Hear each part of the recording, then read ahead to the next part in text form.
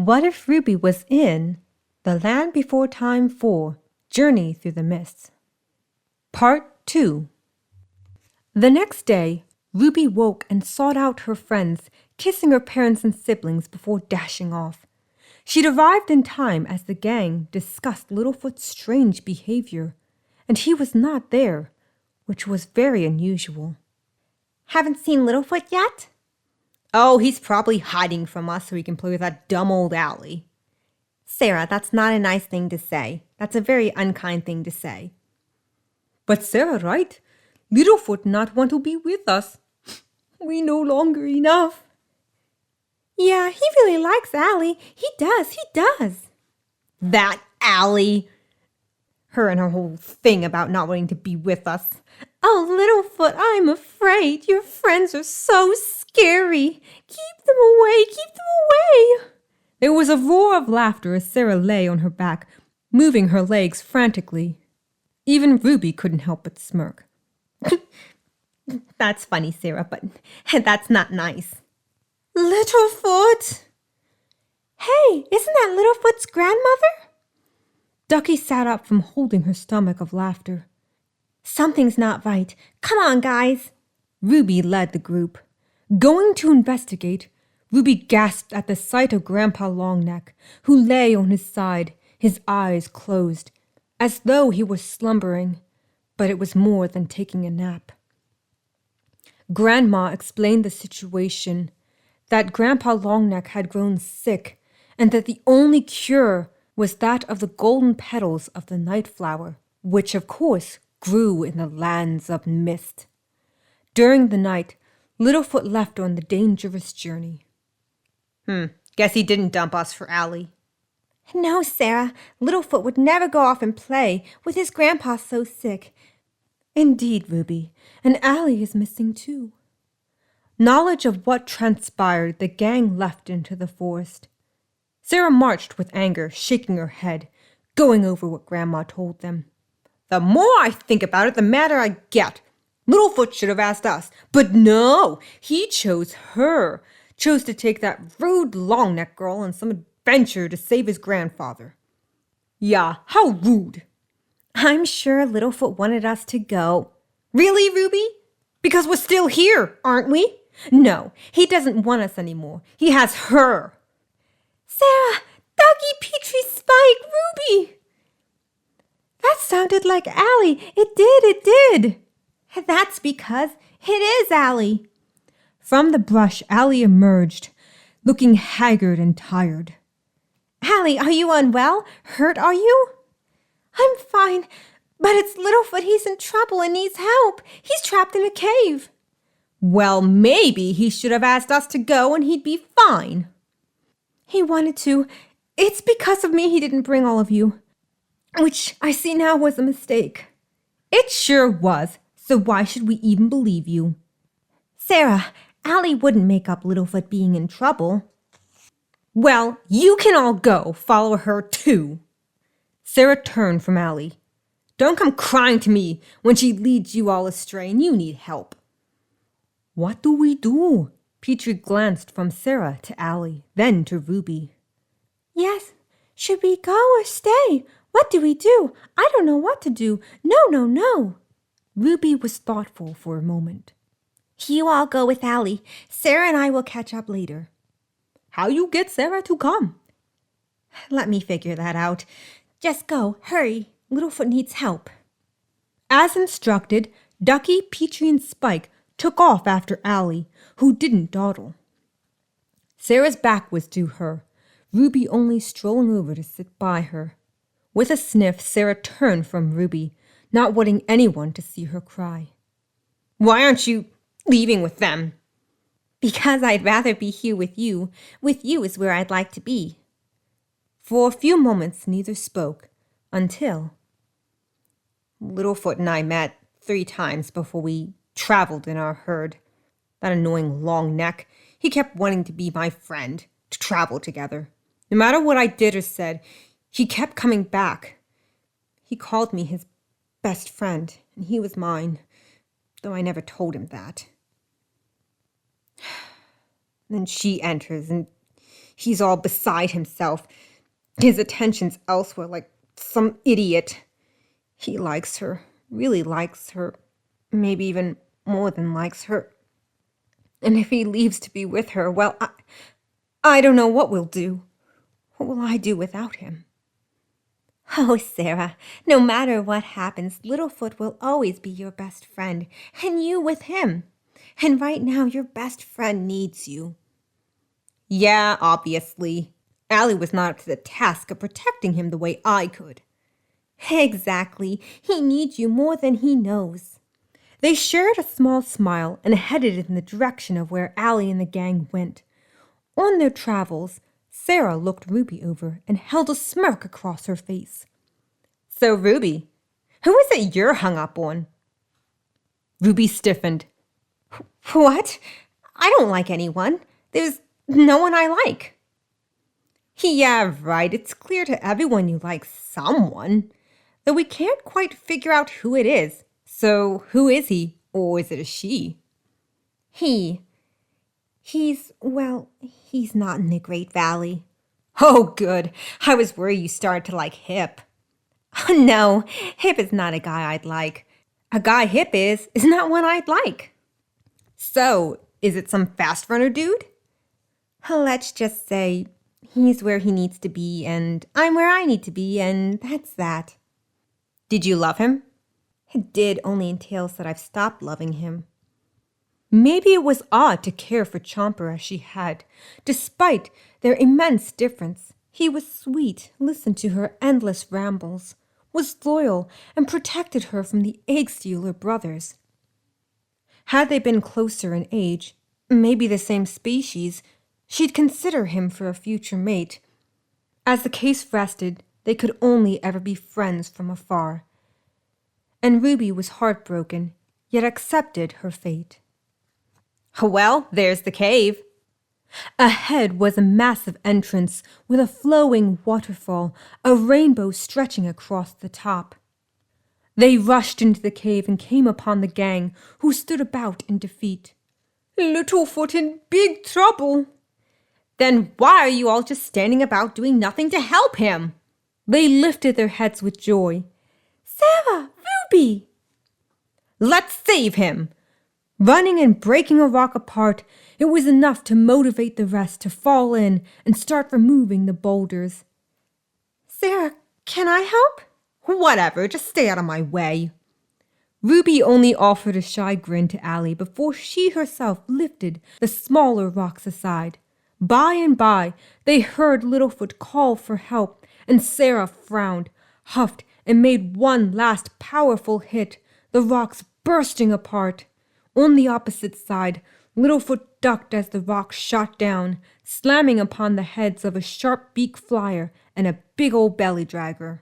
With the predators knocked out cold, a large turtle looked upon the group. Archie, these are my friends I was telling you about.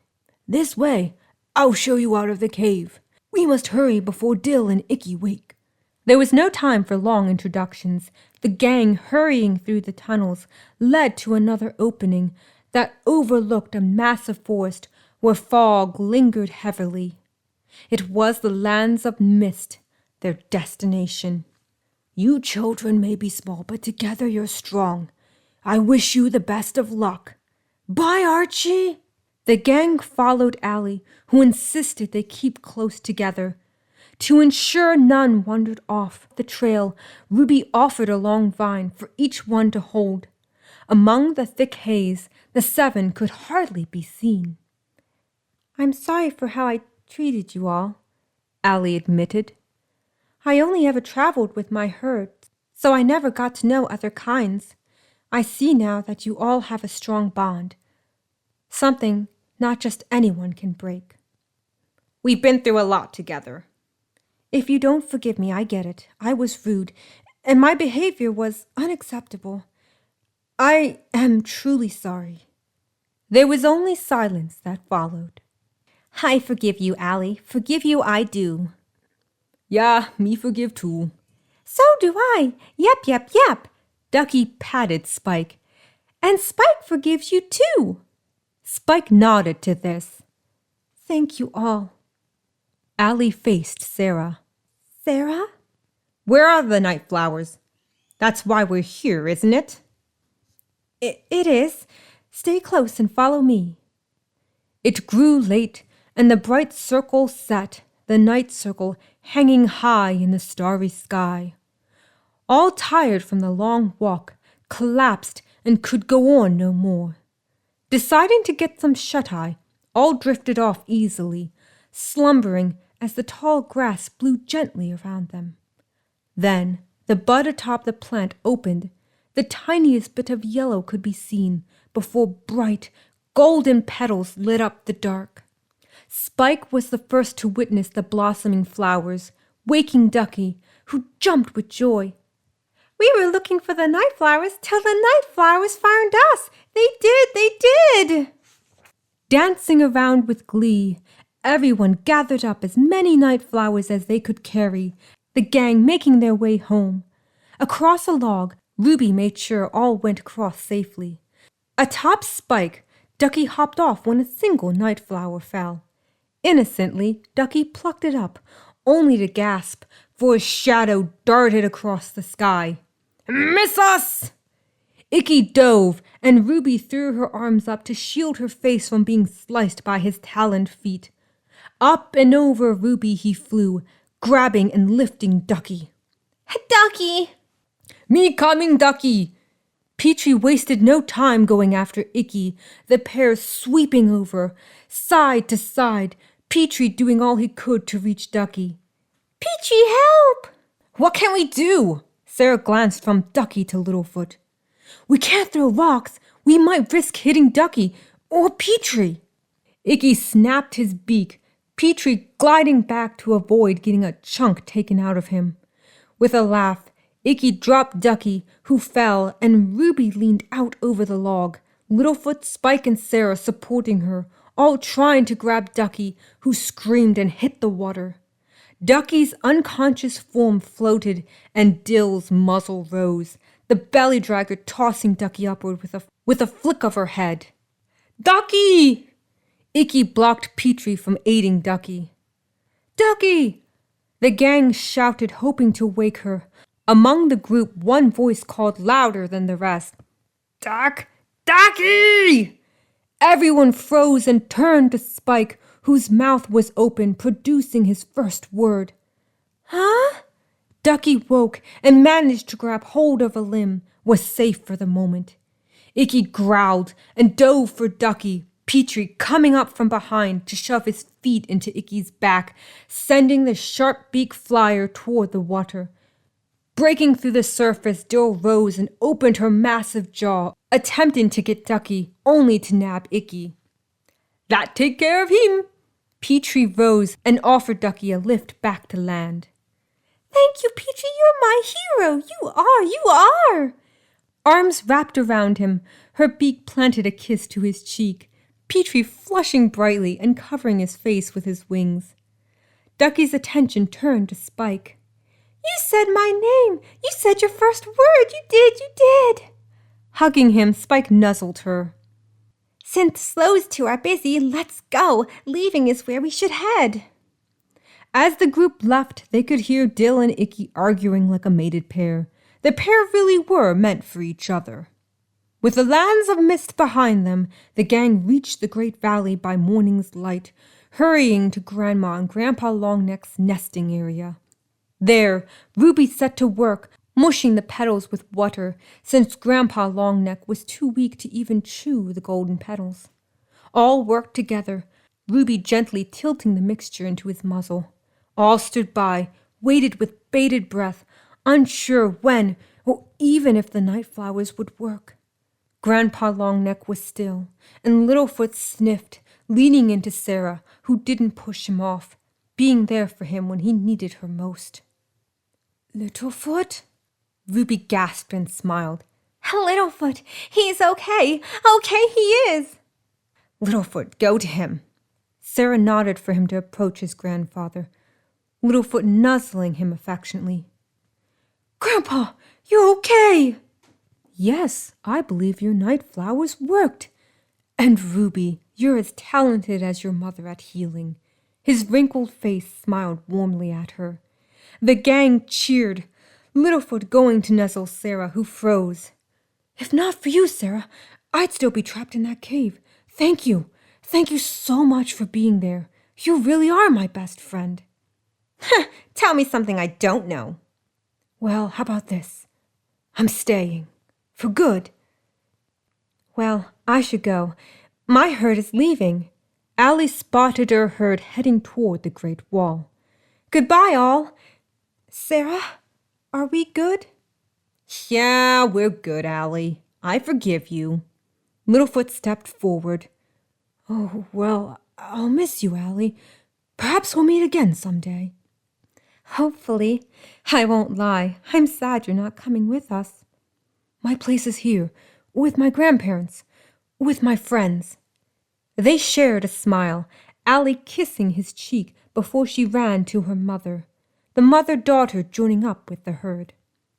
All returned to normal. Allie and her herd were leaving. Grandpa Longneck was up and able to get around. Atop a hill, Sarah, Ducky, and Ruby sat.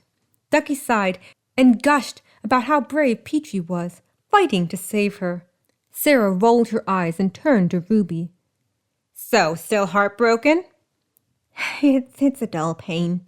To change the subject, Ruby nudged Sarah. That was nice of you to forgive Allie. Well, everything did work according to my master plan. Master plan? What are you talking about? That makes no sense. No. Littlefoot wanted to believe Allie was a better best friend than I. But when push came to shove, she couldn't handle the job and had to get help. And had I gone with Allie when she first asked, then I couldn't make my grand entrance and take all, including Littlefoot, by surprise. If Allie and Littlefoot didn't get the night flowers without me, Grandpa Longneck wouldn't have survived, so Littlefoot and his grandmother would have left. Because of my actions, Littlefoot stays in the valley and Allie leaves. Ruby's eyes grew wide. It's a good thing you're on our side side of good. I'm glad you are. I think you'd make quite an enemy. A formidable foe you'd make. Yeah, well, in the end, only one of us could be Littlefoot's best friend. And as sure as I'm standing here, it had to be me. And when it comes to Allie, well, keep your friends close, keep your enemies closer. With a smirk, Sarah chuckled. The girls shared an awkward laugh, simply watching over the great valley. Ruby had no clue what other adventures lay ahead of them, the friends they'd meet. One thing she did learn was that no one came between Sarah and Littlefoot. Unless she had a death wish, she'd never interfere with the pair ever again. I'm doing this tonight. Yeah, probably gonna start a fight. I know this can't be right. Hey, baby, come on. I followed you endlessly, was there for you and you with me. So now it's time she leaves and leaves us alone. I know that I can't take no more. It ain't no lie. I wanna see her out that wall. Allie, bye, bye, bye. Don't wanna be a fool for you. Just another player in your game of love. He may hate me, but it ain't no lie. Allie, bye, bye, bye. Don't really wanna make it tough. I just wanna tell you that I've had enough. It might sound crazy, but it ain't no lie. Allie, bye, bye, bye. Oh. Just hit me with the truth now. Boy, you're more than welcome to. So give me one good reason, baby, come on. I've lived for you and me, and now really come to see that life would be much better once she's gone. I know that I can't take no more. It ain't no lie. I wanna see you out that wall. Allie, bye, bye, bye. Don't wanna be a fool for you. Just another player in your game of love. He may hate me, but it ain't no lie. Allie, bye, bye, bye. Don't really wanna make it tough. I just wanna tell you that I've had enough. It might sound crazy, but it ain't no lie. Allie, bye, bye, bye. I'm giving up, I know for sure. I don't wanna be the reason for your love no more. Bye-bye. I'm signing off. I don't wanna be a loser and I've had enough. I don't wanna be a fool in this love triangle. So we're leaving you behind. I don't wanna make it tough. Make it But tough. I've had enough. And it Bye-bye. ain't no lie. Bye-bye. Oh. I'll be a fool for you. Just another player in your game of life. I don't wanna be your fool, but it ain't no lie. Bye-bye. Bye. Don't really Don't wanna wanna make it tough. tough. I just wanna tell you that I've had enough. But I've had Might sound crazy, but it ain't no lie. Allie, bye, bye, bye.